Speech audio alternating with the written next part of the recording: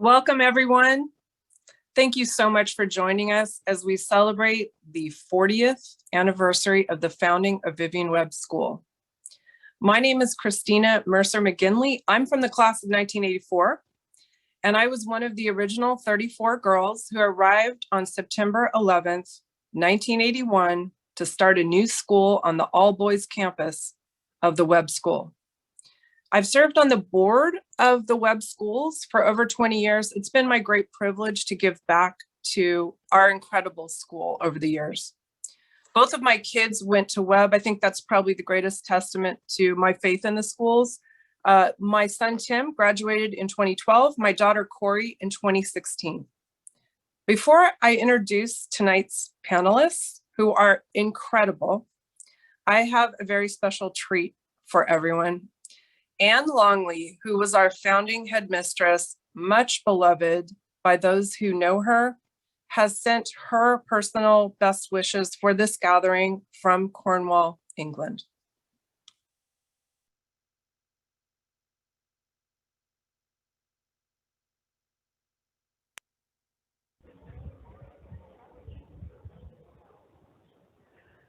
Hi to one and all, students, faculty and friends from my fishing village in Cornwall, England. Vivian Webb School's 40th anniversary. Wow, quite an occasion. My heartiest greetings and congratulations to all of you for what you have done to build on to our tiny foundation of 53 students back in 1981 to make Vivian Webb School the thriving community it is today. My thoughts and good wishes are with you, but given the time difference, it'll be 1 a.m. for me, I won't be with you live. And now I'm off to my 27-year-old grandson's birthday party on the beach and a swim. My love to you all. I'll be thinking of you and dreaming of you at 1 a.m. UK time.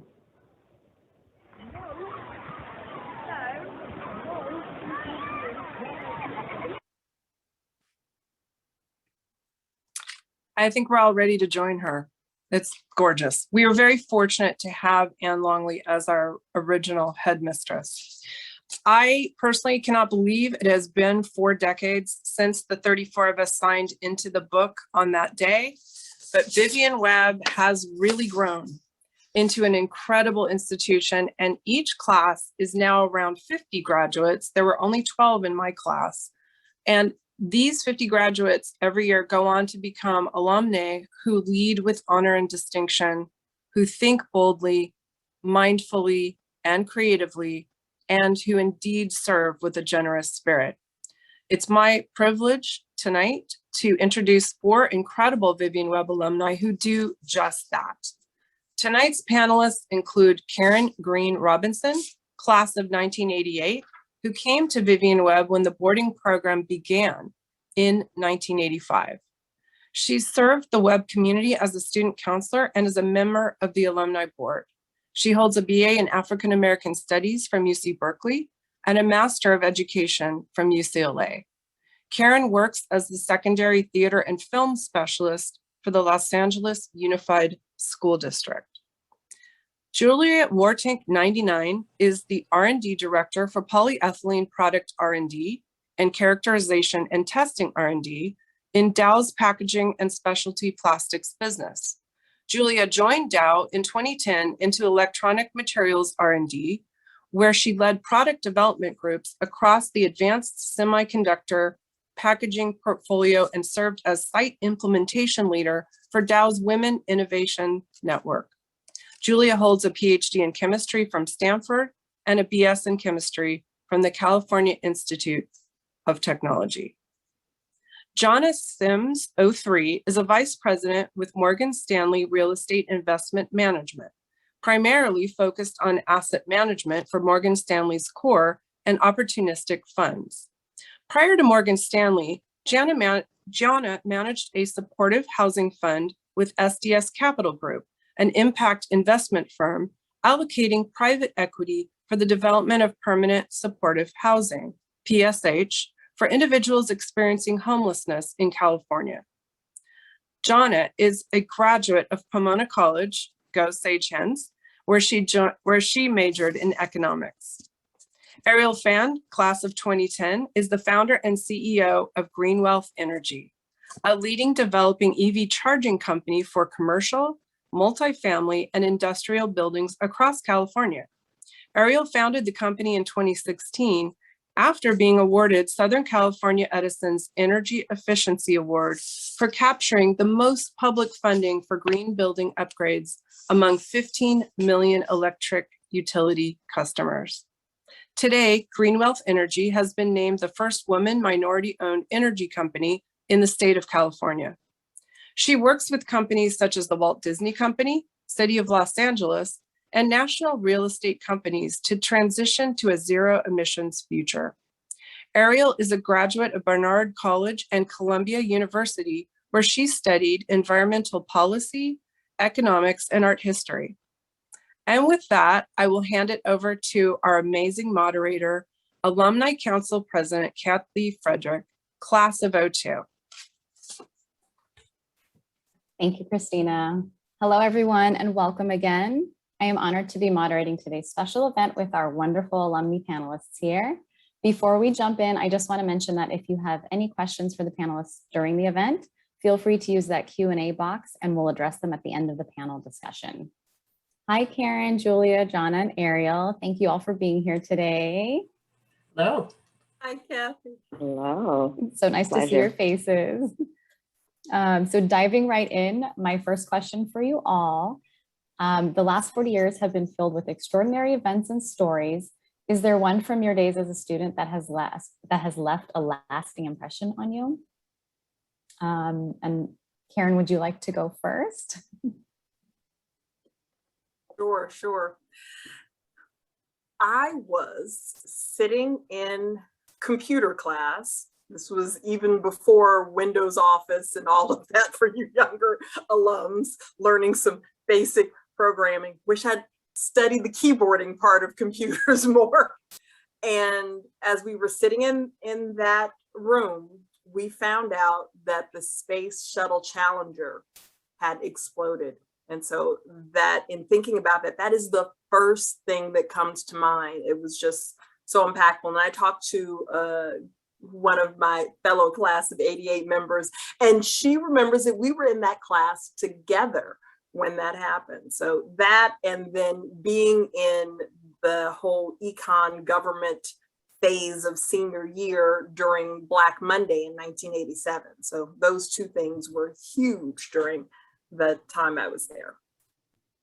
Wow, yeah, no, those are really big events. So, and Julia, do you want to go next? Yeah, so I can maybe share a personal experience that was really formative to me, and it gets down to really one of my very first days at Webb. You can't all see me. Maybe those who have met me before know I'm very tall. I was 6 foot tall freshman year. I am 6'3" now. Yeah, so I am a scientist. I use it every day, I promise. But, you know, I was a very uncoordinated teenager, really all about academics, all about science, and coming to Webb, all about working alone and being a scientist. And day one at Webb, you know, I'm really excited to get started on my coursework and my math and my science. And Coach Dan Pride, the basketball coach for Vivian Webb, you know, sees me because I'm a head above every other girl, and is like, you're gonna play basketball this year. And I was like, oh no, I don't play sports, you know. And you know, he convinced me. He's like, you're gonna play on the varsity team. I was like, I have never played basketball. So he kind of worried me. I was like, you can do it, right? So he's so inspirational, right? Brought me to the team. Of course, first game in, our star center, the senior who was supposed to play, broke her ankle. So I had to go in, and I am not going to lie, I did not know which way to shoot the ball. But a few years later, I got to co-captain the team. I played in college, right? And to this day, I use those lessons, right? So never forget, you know, the inspiration that I got in Webb, just to do things I would never have thought about doing before. And that one always stands out to me. That's a great story, because I actually remember you because I was a freshman, and like I was like, she's the really tall basketball player. Like, I feel like I think of basketball when I think of you. Well, thank you. That's all. That's thanks a great to Coach story. Pride. Okay, what about you, Jana? Well, now listening to your two memories makes me think of other things. 9/11 definitely occurred while I was at Webb, and I remember how they gathered us in the in the common area of South Hutch to like explain to us what happened. And we didn't really watch TV then, so we really didn't have access to that information. And being there, it felt safe to be on campus and have that community around me while learning that information. That it was surreal at the time. But what I was thinking about for myself, it was more of a personal thing. It was actually, I was preparing for a talent show, and I was doing a dance with another Webb student, Jennifer Pan, at the time. She was at least a year younger than me. She was a dancer. She's a technical dancer. She was very good. But just thinking about how we would get together and rehearse and how our minds worked differently, but it was like perfectly compatible. She was a very, like I said, she was a trained dancer and really great. And I was more of just like an organic dancer. And so I would just like feel music. And what she would do is she would watch me. And I would never remember what I did, but she would watch me and reteach to me what it was that I was doing because I wouldn't remember. And together with her technicality and the way in which I just felt the music, we were able to put together a really beautiful piece. I believe we won that year, but it just was really reminiscent to me, and remind me of just like Webb in general, and people having different perspectives and different skills and being able to figure out, well, how do we best put these together in order to make something beautiful? So it's simple, but it's one of my best memories. I love it. Yeah, that's really beautiful. And just like the whole community of Webb, like I feel like all these life-changing events that happen while we're in school, and for us to experience them together, I think that that's very impactful for each of us. And what about you, Ariel? Thanks, Kathy. So I think I'm one of the fortunate ones to have studied and gone to college for what I'm truly passionate about. And everything kind of started at Webb when I didn't realize it.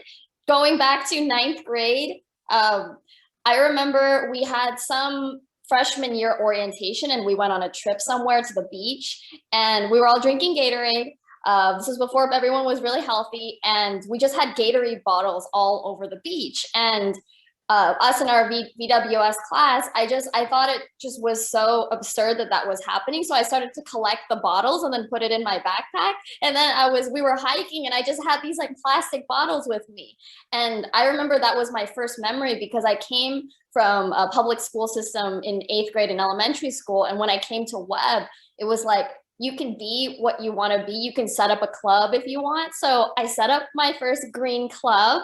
It was called Project Earth, and it was the first green club at Webb at that time.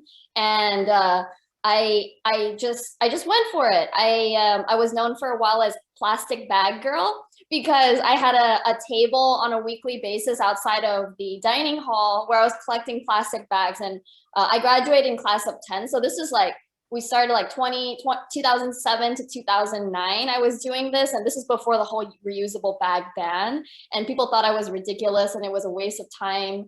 I also was known as the Kleenex girl because at that time, I was trying to ban Kleenex on Webb's campus and trying to put postings everywhere to educate the students and faculty that Kimberly Clark, the producer of Kleenex, was clear-cutting ancient rainforests. And they're like, it was a campaign with Greenpeace. And I was just like collecting signups everywhere with a clipboard. I just felt like really righteous. And it was funny at the time, but now fast forward now over a decade, with my business in Green Wealth Energy, we are a developer of EV charging stations across California, but I'm also involved with the NRDC, the Natural Resources Defense Council, where I do a lot of advocacy work. And I've spoken in front of Congress about energy efficiency in schools and plastics and incentives around manufacturing for zero waste. And so it's just cool because back then I was like, Webb really gave me the platform to have the opportunity to explore my interests, but I didn't really realize at the time that that's when it started. Yeah, that's great. And I love that you kind of like discovered your passion or, so early on at Webb your freshman year. So, and for you to create a club, like that's pretty awesome. And like speaking of freshman year, moving on to our next question. If you all were starting freshman year over again in 2021, so fall of this year, like what activities would you get involved in? Would you do anything differently? We can start with Jana this time. Yeah, sure. This is something that we actually spoke about, Kathy, last time, the fact that I think each of us lived in the same dorm all 4 years. Yeah. One thing Well, I I would think do you lived differently, in and not, South Hutch, right? All 4 years? Yeah. Is that right? I know I was in Yeah. North Hutch all 4 Yeah. years, but I think we Yeah. all kind of lived like in North Hutch for at least a year, like, or two. Right. Right. No, I just meant the fact that we each stayed in the same dorm for 4 years, and it was great, and I really liked it. But there was and I wouldn't have changed this my freshman year, of course, but there was almost like a subculture in the different dorms, or like, upper campus and lower campus, and there's an aspect of that experience that I kind of missed out on by just kind of staying in the same place. And it was great, and I knew the people, and it was, it had its great community, but I probably would have branched out a little bit more and experienced that aspect. So you would be in like you would want to do different dorms. Yeah. Yeah, go to upper campus, like Jones and Applebee's seem to just have their own little thing going on, and I just never, it was just almost a different part of the experience that I didn't, I was like kind of in my comfort zone with that, and one thing Webb does do is push you to get out of your comfort zone, so that was something that another area I would have done it in. Yeah, no, totally, that makes sense. That's a good one. What about you, Karen? Well, I absolutely would have been involved in the theater program there. I think I would be even more excited to be involved with it now with that amazing black box theater we have on campus. It was home for me. And I think I've done theater my whole life. I've taught theater for years. I've worked at a couple of regional theaters around the country. And it's just, that was hugely formative for me. When I came to tour, Janelle took me around campus and they were doing Arsenic and Old Lace. There was a 2-story stage for Arsenic and Old Lace. I was sold immediately and knew I had to be at Webb. I would play basketball again. Juliet, like you, I'm 6'1.5" and have no skill. I must get that question every week. Did you play basketball? And my refrain is always the same. Yes, but I'm no good. In fact, our team's goal was not to be in last place. Sometimes we made it, sometimes we didn't. So, but that's also a big part of life. And golly, how would I respond to random strangers if I hadn't done that? And then I think the biggest thing was being an SC senior year, which became the honor board. I think the name Honor changed. Cabinet. Honor Cabinet. Yeah. There we go. There were student counselors back in the day, and then Honor Cabinet now. And having that experience was important. And so I would hope that I would be able to have that experience again. Oh, yeah. One last thing. I would pay better attention in Spanish class.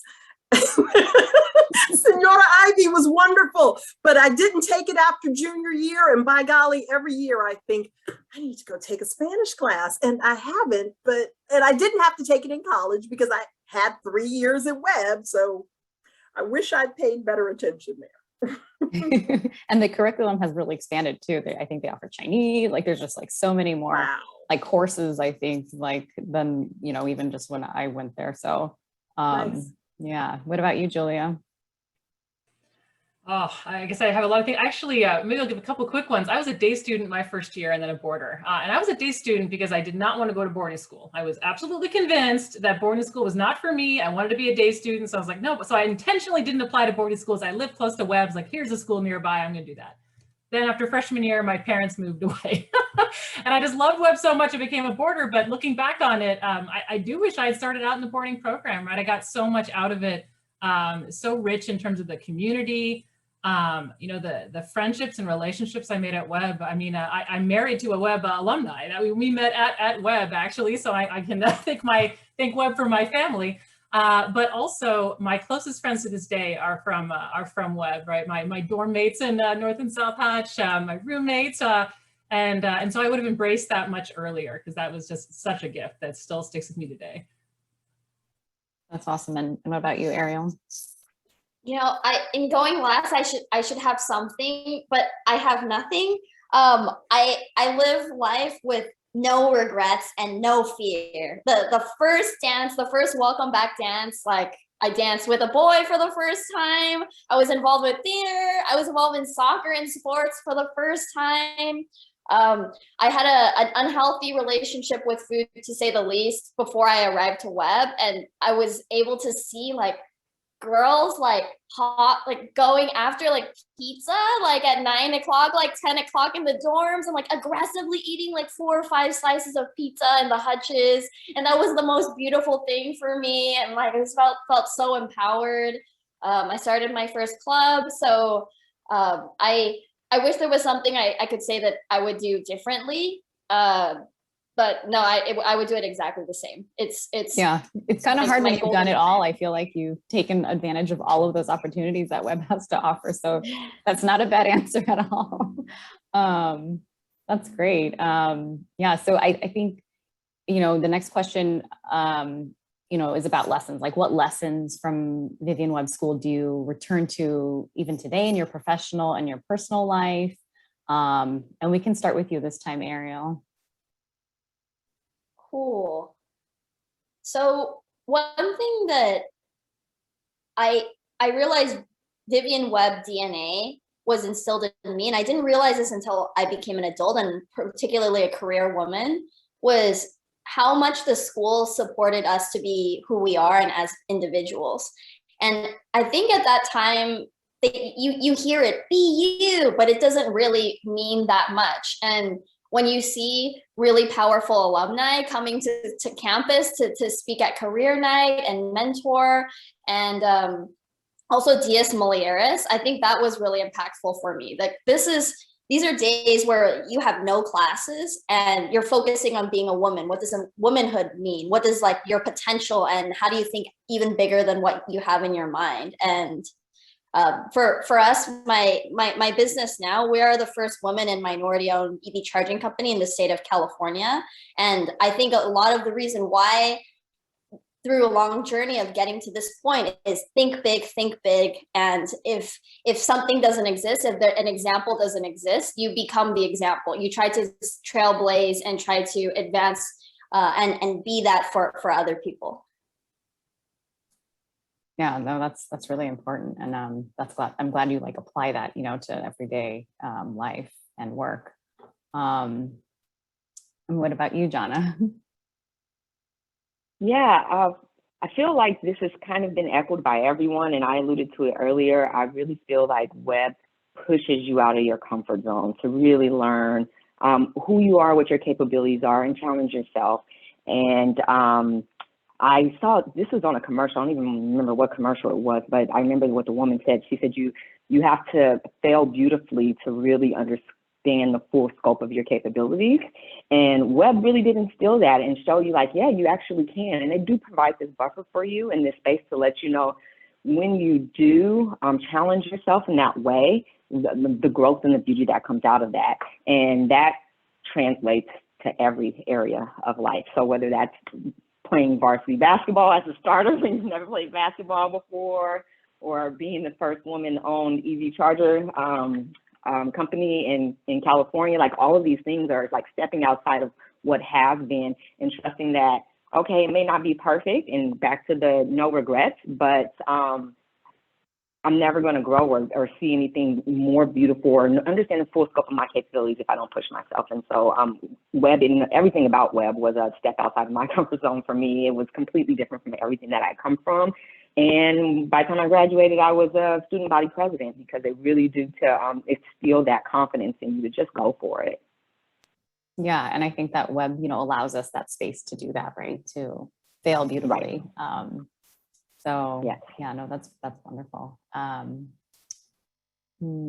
We go to Julia, I think, and I'm like trying to look at my screen. Like, sure, yeah. For me, I'm going to go with and it's very strong in my experience is leadership, and specifically servant leadership, right? I mean, at the end of the day, I'd say I came into Webb and I was really already into science. I love it. You know, I'm passionate about it. I did a lot of it. I think if I projected my future, if I had done another path, no question, I would be a scientist of some type. But when I reflect on the skills I got at Webb and the experience I had there, really unique in that it taught me, how to be that servant leader, right? How to, and you talked about some of that, Ariel, too, about, service, right? Using what we can do to really better the world. And so it really inspired me very much, right? To take that love of science and not just do great individual science, right? But to impact the world through great science. And now I get a chance to lead, hundreds of people, large global research teams, multiple big programs. And I could never have done that without the skills I got from Webb, right? Getting to work with such fantastic people, right? Understanding how to put different diverse teams together, but everybody sharing that respect, right? Having that safety, that comfort to experiment. And that was just never something I had before Webb, and it's really a gift. So that would be the one I would go to for that. Yeah, no, that's great. I think that totally agree with everything you just said. I feel like we all share that too. And then Karen, do you have lessons from VWS that you return to today? The first thing that pops into mind is the honor code, and that being in the very fabric also of who I am, being someone of the highest integrity and being trustworthy, just walking in that in every aspect of life, in interpersonal relationships, professionally, in every way. And then to be redundant, really finding voice there and understanding that it's okay to march to the beat of your own drum, and really embracing that, and embracing the fact that I have always and to this day feel like a square peg in a round hole, and that's okay. There are ways in which I fit in the context and different environments that I'm in, and other ways when I am just me, but I am comfortable being myself regardless. And I think that's a gift from Webb. Yeah, no, that's a really good one. Definitely honor code, I think is one of the things I remember too from Webb and what I got out of Webb, and just, integrity. And those are all the things that, we want, in person too. And then we also touched upon just like, service. So my next question is, what does it mean to you to be a member of the VWS community? In what ways have you been called to serve? And what are your personal thoughts on giving back to the school, current students, and your fellow alumni? And anyone can jump in here if you want to start. Maybe I'll start. So, because I didn't reflect on this too, but as I mentioned, I'm married to a Webb alum, right? So I have a Webb family. My husband was 97. That's the Woertink part of my name comes from him. We're both scientists. And we have identical twin daughters who are 13, and they just came back from the Webb summer program, the Junior Scholars Program. So I would highly recommend that to everyone on this call as a way to just share that incredible experience with your daughters, your sons, right? It was amazing. They came back having really caught the bug. We've been back many, many times. And I think a lot of it is really not only thinking about it from the family perspective, but from the community perspective as well, right? I think it was maybe Ariel who talked about some of the Dies Mulieris, I think the Unbounded days as well, right? Bringing people in to talk about different paths, different opportunities and options. It's always been incredible to me, the diversity of careers and paths that the alumni in general for the Webb schools have taken. And I think that really helps people too, because that's one of the beautiful things about Webb, right? So for me, I actually take an action out of that question a bit, because it's something I want to get a little more involved with. I've done it in the family, but I look forward to serving more in terms of the community. And for me, it will be likely on the technology side. For Webbies who are interested in the path of science, right? I think we can each bring our strengths to that table. Yeah, totally. And I think that's, where you are strongest is kind of where you have your passions are. And I think that's great for you to give that back to the community in whatever ways you can. And so anyone want to go next? I'll go. In a word, Webb is family. It really is. I did college at Berkeley and UCLA. Huge schools. If I see a Bears t-shirt, I will yell out or a Berkeley t-shirt, I'll yell out my window, "Go Bears!" But that's the end of that. Whereas someone from Webb, I want to be connected and be of service. If I knew that there were a Webbie going to a school nearby or anything, we're family. What can I do for you? What do you need? So there's that kind of a connection absolutely with Webb. And then personally, since I'm in education, I think about, woohoo, yeah, I see Go Bears in the chat. And Go Bruins. Yeah. All right. I think about what I can do in service. Like my master's had a social justice focus, and how can I be of service to the Webb community in terms of social justice and culturally relevant and responsive pedagogy with the teachers, doing professional development or things like that. So I think about that in terms of my personal ability to serve, and really just using our alumni network to support the students, particularly as they look at colleges, because we have alums that are professors at schools, then making those kind of connections. We have just even alumni that live in an area. If you are going to a school near where a Webb alum lives, you need that person's information. It's like, come have lunch, not going home for the holidays, come to my house. I think those kind of connections are a way we can serve one another, because that's what you do for your family. Yeah, I totally agree. And I think that's one of the reasons why I got very involved with the Alumni Council, because I feel like, exactly what you're saying, Webb is family, and just like continuing to keep this network of family, like beyond graduation is really important. Jana, do you want to go next? Yeah, sure. I was thinking about like, what is community, and had these words and sentences, but really you summed it up, Karen. It really is, it's family. And if you think about a family in the way that a family functions, and at one point in time, someone is on the receiving end, and then at another point in time, that person is the one contributing and bolstering others in the family. And that's really what I see our community as at Webb and VWS. And I think personally, my responsibility is to assess my own personal skills, resources, abilities, and passions, and understand and look into what ways can I provide something that is uniquely me that I can add. And that's even like things like participating in this panel, or like you were talking about social justice things, Karen. And it's really about what is it that you have to help promote the common goal, the common interest, and just the growth and acceleration of the overall community. And we've all been students, so we've been on the receiving end of what it can give, but we continue to be on the receiving end when we meet people and we have that connection and that network. And so I think it's a call on us as individuals to assess our own unique skills, resources, and your passion. It really goes down to your passion, because that's, like Kathy was saying, is where you're going to be the most impactful. So that's what the community means to me. Yeah, that's great. Everything you said is like a nice summary. And then Ariel, do you have anything else to add? Geez, what I'm getting the fuzzy feelings from what everyone is saying. Oh, I feel it. It's like we're back on campus. The servant leadership thing, and I want to build on top of that, which is, as a member of the Webb community, especially the women on this panel are such trailblazers, not just in what you do and what you've achieved in your career, but the way that you show up and be present and be here with the community. And I can just tell everyone has a giving heart. And I think in being a VWS alum specifically, we have the ability to be a leader in anything we do, in the way that we show up, and also in the way that we are available to the community. Things like being a part of this panel, things that are getting involved with volunteering, being on campus.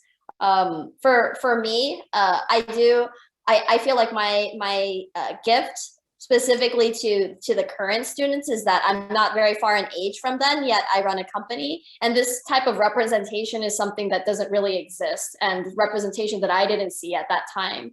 And so for me, I've been getting involved through the Alumni Council to speak with current students on their career development. I myself, along with Sarah's son, my best friend, Kathy's cousin, we were giving a workshop on interviewing tips, and let's look at your resume. Let's show you how to do a firm handshake, and speaking at career nights. And for this is a way that we can give back, because we're close enough to the demographic and also age of the students. I also recently spoke to Mr. Allen's entrepreneurship class, and that was really meaningful. And I was able to show my pitch deck and just full openness and trust with the students. I showed them my financial model. I showed them these are the things that I'm thinking about as I'm doing my next fundraise.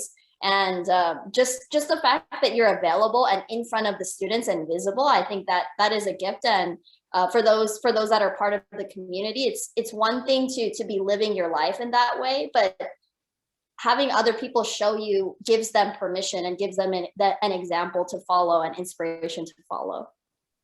Yeah, and I love that you do that too, because I think for the students, it's like giving them something like, oh, this is something that someone is doing and I can do this. Like they just don't know what's out there, or, it's like applying to real world stuff. But I totally remember Sarah doing the sophomore career night. Like I was like moderating that room, but she did the whole handshake like thing. And she was so funny because some of the handshakes were not good. And she was totally like, what was that? Like, so I love that you guys do that.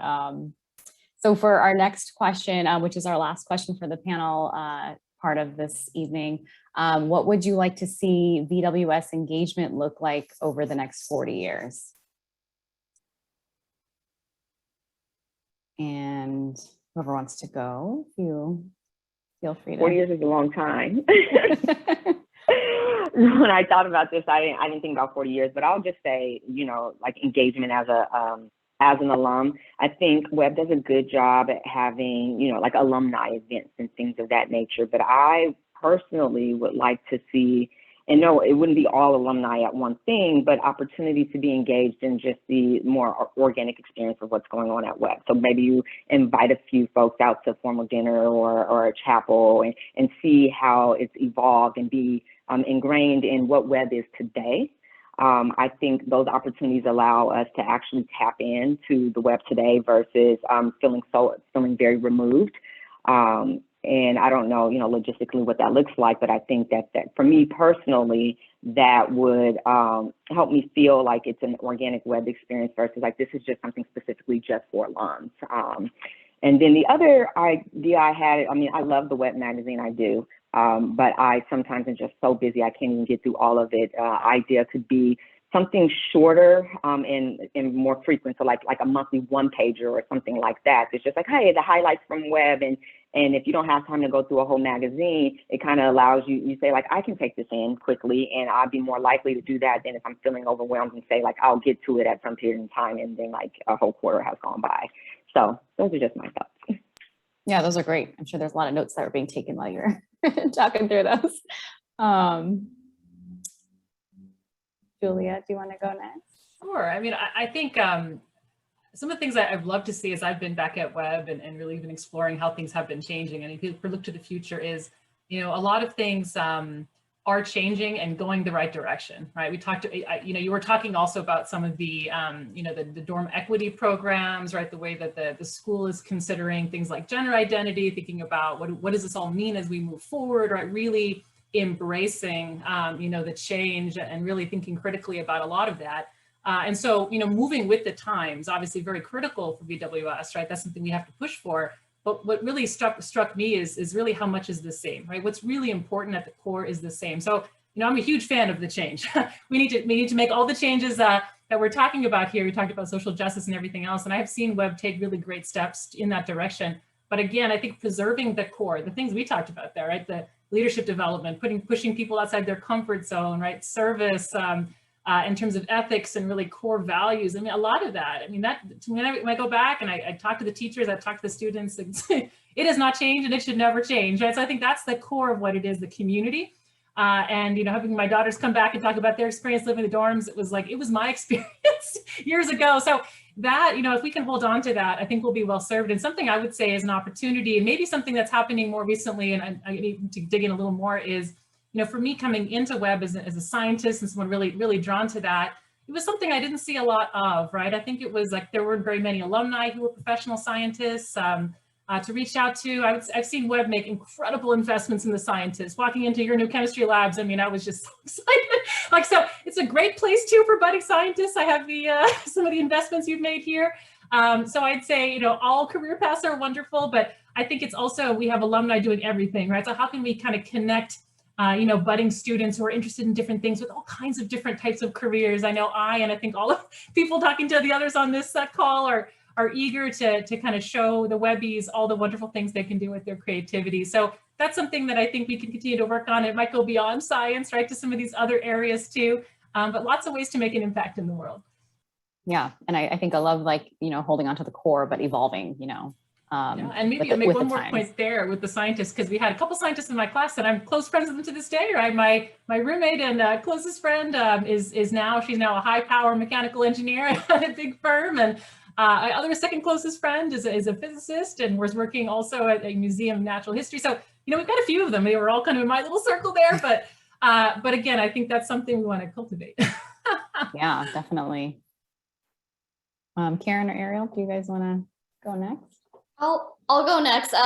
So mine was basically exactly what Julia said, which is the eagerness for the alumni to get involved, to speak, to represent, to mentor, to provide resources and make introductions. And I also, because Mr. Allen invited me to the class, that's why I was able to speak with them. But I think opportunities like this are currently too few. And in that experience, I got to see the students, and some of them, especially young girls in the class, like light up, like, wow, like, oh my gosh, she runs a company, she has employees. Like, it was so cool, and it was so meaningful, because myself, not too long ago, I was a student in that class, in Mr. Allen's class, in the same trailer on Chandler Field.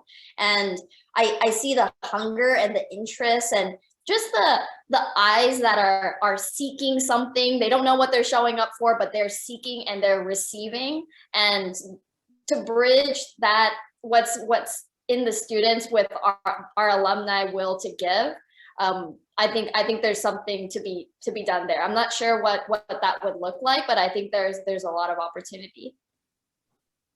Yeah, totally. I think that we can definitely expand and continue working on that, and connecting alumni, not only with other alumni, but to the students. So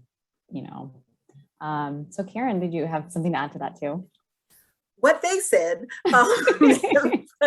but the other thing on campus that I'm sad to have learned is gone are the sit-down dinners that used to happen Sunday through Thursday night. I don't know if any of you experienced that, what era no that more left. formal dinner? Are you talking about formal dinners, right? Yes. Yeah. Well, when I was there, it was not full. It was from Sunday to Thursday. You had it every night.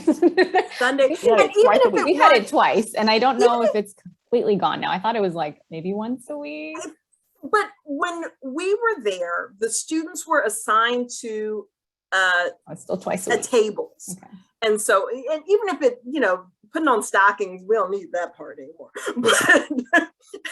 But to be able to be assigned to a table with a faculty member, and now you'd have to add no electronic devices so that they could, I think the ability of people to really connect with one another without a screen is diminishing.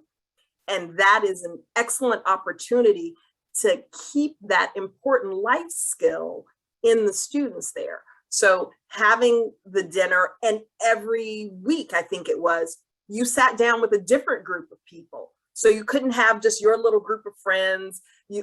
I think I see Ms. Tong is here. Yay. I know I was at Ms. Tong's table at one point. It was probably several times over the course of the 3 years I was there.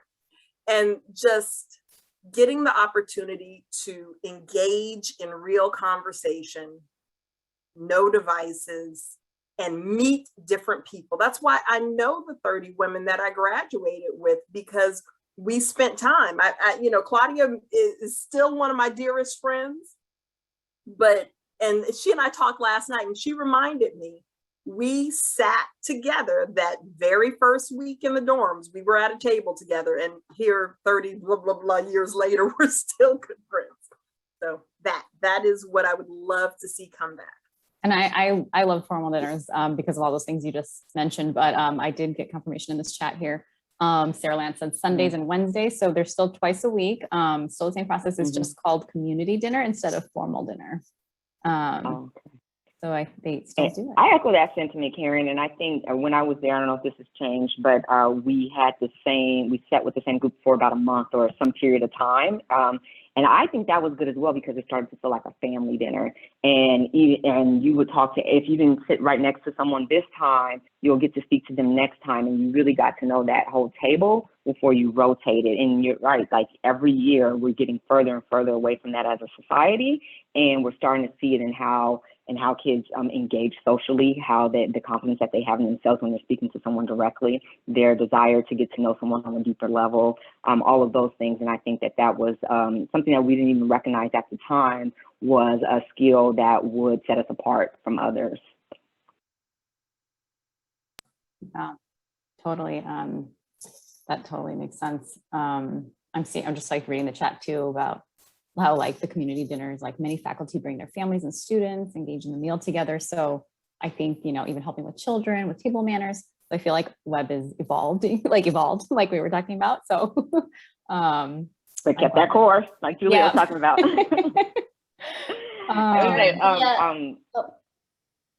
Jana, go ahead.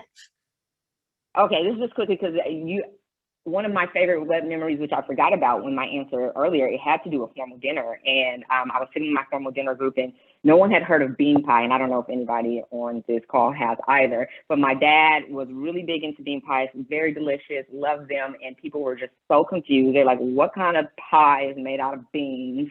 And I was like, I'm just going to bring one next time I go home on an open weekend. And I told my dad, get the bean pie, he'll get the bean and cheese. And I brought them to formal dinner with me. And my whole table got to experience and learn what bean pie was, and they loved it. And that was just something, like I felt I'd been sitting with the same folks for a while, and we got into different conversations. I don't even know how bean pie came up.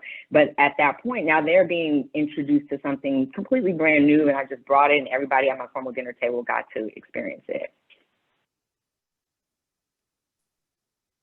Ariel, did you have something else too? Oh, I was just going to say this formal dinner topic is causing quite a buzz in the chat box. Yeah. This is like the hottest topic of the entire session.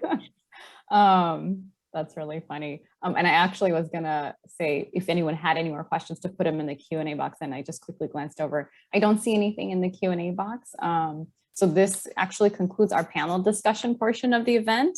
And so we are gonna open it up, but before that, I just wanted to thank everyone for attending, and a huge thank you to Anne Longley, all the way from England, Christina Mercer McGinley, and our panelists. Thank you so much, Ariel, Jana, Julia, and Karen, for the engaging conversations. And thank you to everyone behind the scenes. We invite everyone to hang around a bit longer for our informal social time as we continue to celebrate VWS's 40th anniversary. So feel free to turn on your video and unmute so we can see your beautiful faces. We are currently working on enabling that feature for you on the back end. So just hang tight. And if you do still have more questions for the panelists, you can just feel free to ask away. So thank you, everyone.